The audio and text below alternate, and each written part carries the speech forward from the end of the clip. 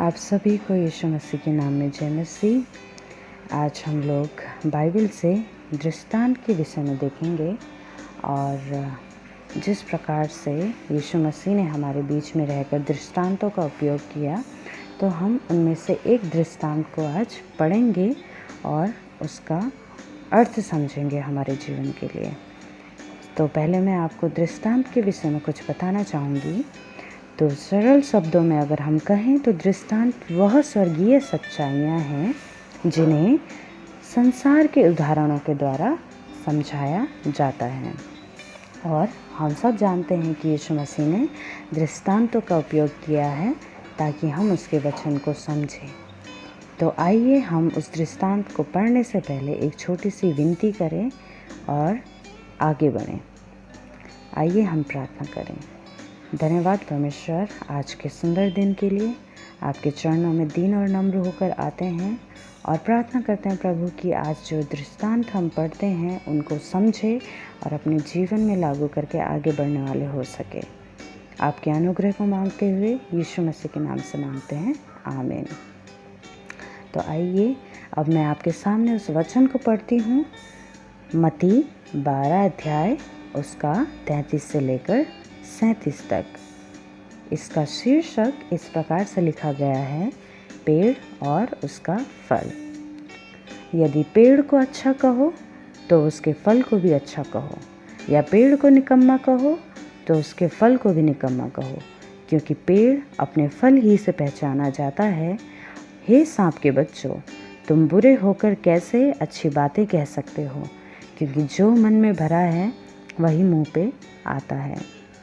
भला मनुष्य मन के भले भंडार से भली बातें निकालता है, और बुरा मनुष्य बुरे भंडार से बुरी बातें निकालता है। और मैं तुमसे कहता हूँ कि जो निकम्मे बातें मनुष्य कहेंगे, न्याय के दिन वे हर एक उस बात का लेखा देंगे, क्योंकि तू अपनी बातों के कारण निर्दोष और अपने बातों ही के कारण दोषी ठहराया जाएगा। आमीन। जिस प्रकार मैंने आपको बताया कि आज हम क्या देखेंगे, एक दृष्टांत के विषय में देखेंगे, और हमने अभी पढ़ा पेड़ और उसका फल। तो आज मैं इन वचनों में दो मुख्य बातों पर फोकस करना चाहती हूँ। दो मुख्य बातें हम लोग ध्यान से देखेंगे इस वचन के द्वारा।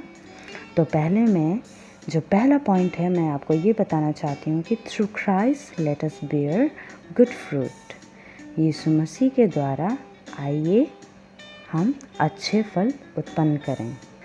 हम सब जानते हैं कि हम जब किसी भी पेड़ को देखते हैं तो हम उसको किसी टहनी से या किसी जड़ से नहीं पहचानते, बल्कि हम पेड़ को किससे, फल के द्वारा पहचानते हैं।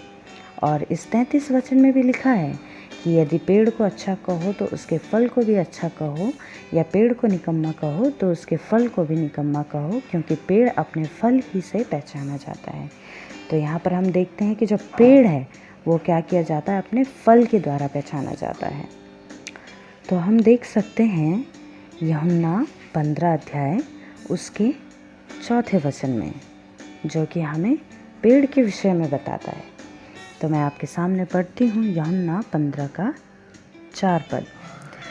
तुम मुझ में बने रहो और मैं तुम में, जैसे डाली यदि दाख लता में बनी न रहे तो अपने आप से नहीं फल सकती, वैसे ही तुम भी यदि मुझ में बने ना रहो तो नहीं फल सकते। तो जो पेड़ है वो क्या है, अपने आप ही फल नहीं ला सकता। जैसे कि हम देखते हैं यहाँ पर यूहन्ना 15 के 4 में भी लिखा है कि यदि दाख लता में से जो डाली है वो अलग रहे तो वो अपने आप फल नहीं ला सकती।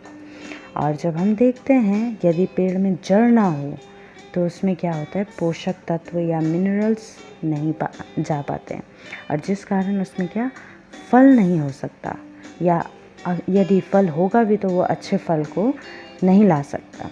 तो उसी प्रकार यदि हम यीशु मसीह से जुड़े ना रहें तो हम अच्छे फल को अपने जीवन में से कभी भी उत्पन्न नहीं कर सकते। जिस प्रकार पेड़ जड़ के बिना सूख जाता है, उसी प्रकार हम भी यीशु मसीह के बिना कुछ नहीं हैं। आज हम अच्छे फल तभी उत्पन्न कर सकते हैं जब हम मसीह में जुड़े होते हैं। जिस प्रकार डालियाँ दाख मधु से जुड़कर अच्छे फल लेके आती है, वैसे ही जब हम यीशु मसीह से जुड़ते हैं तो हम भी अच्छे फल को उत्पन्न करते हैं। जब हम मत्ती 12:33 को देखते हैं तो ये भी वही बात करता है।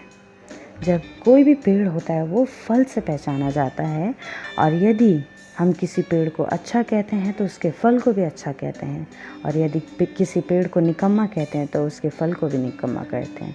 और साथ ही हम लोग किसी भी पेड़ को फल से पहचानते हैं।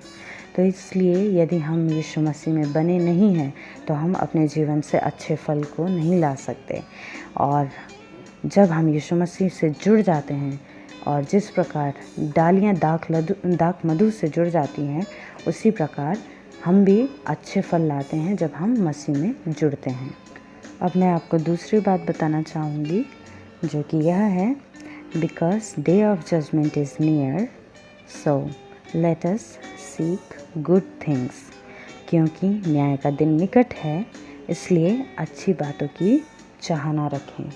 तो हम लोग पद 34 से लेकर 37 तक इन बातों को देखेंगे।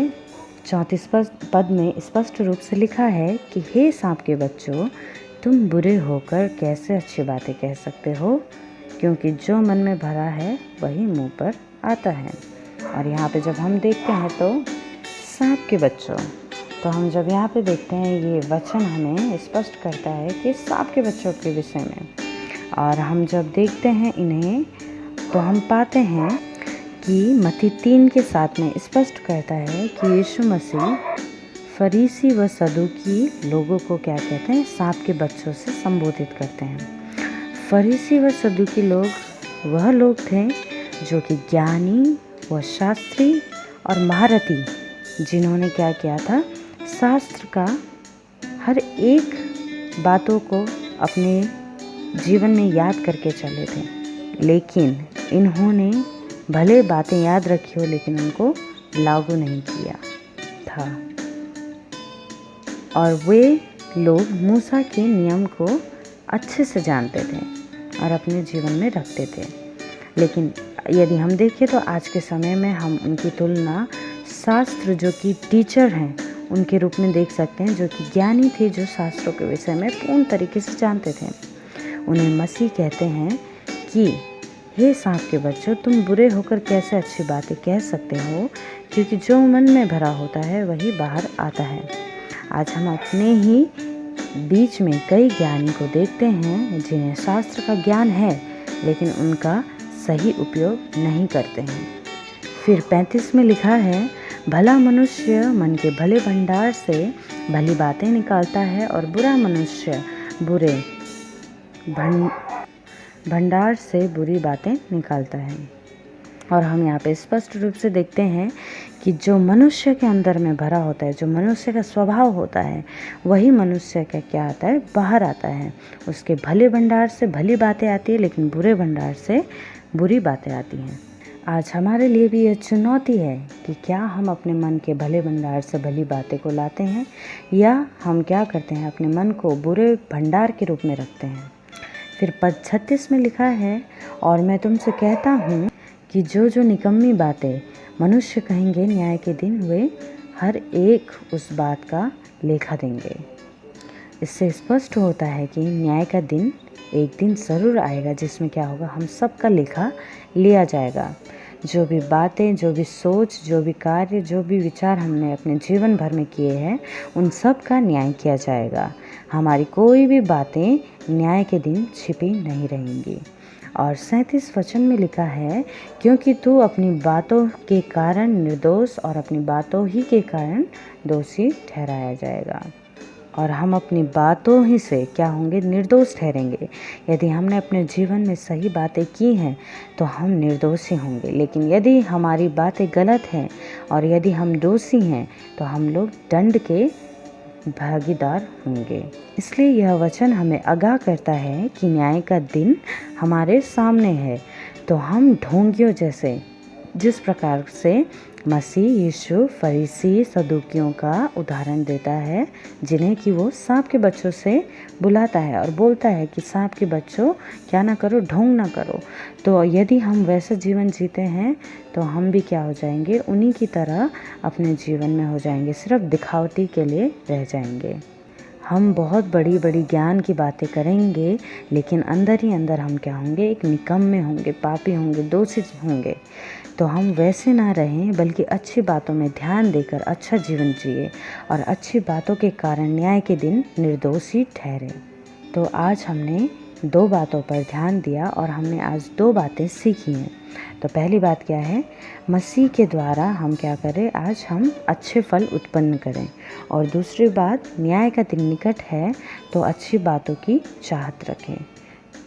जिस प्रकार एक पेड़ फल के द्वारा पहचाना जाता है और जिस प्रकार एक निर्दोषी अपनी बातों के द्वारा पहचाना जाता है, तो आइए हम अपने जीवन में भी उन बातों को देखें और उन बातों को ग्रहण करके उस प्रकार से चले कि हमारा जीवन परमेश्वर को भाने वाला हो। तो मैं उम्मीद करती हूँ कि आप सभी इन बातों को अपने जीवन में लागू करेंगे। तो आइए हम छोटी सी विनती से इन बातों को समाप्त करें। धन्यवाद परमेश्वर इन वचनों के लिए। धन्यवाद देते हैं कि हम इस वचन को समझ सके, इस दृष्टांत को समझ सके, और प्रार्थना करते हैं कि परमेश्वर हम एक अच्छे फलवंत पेड़ बन सके, जो कि अच्छे फल को लाए अपने जीवन में, जो कि बुरी बातों से हटकर अच्छी बातों पर ध्यान दे और न्याय के दिन क्या करे कि हम निर्दोषी ठहरें। धन्यवाद देते हैं प्रभु यीशु आपके वचन के लिए और आपके अनुग्रह के लिए। हर एक बातों को आपके हाथों पर रखते हुए यीशु मसीह के नाम से मांगते हैं, आमीन।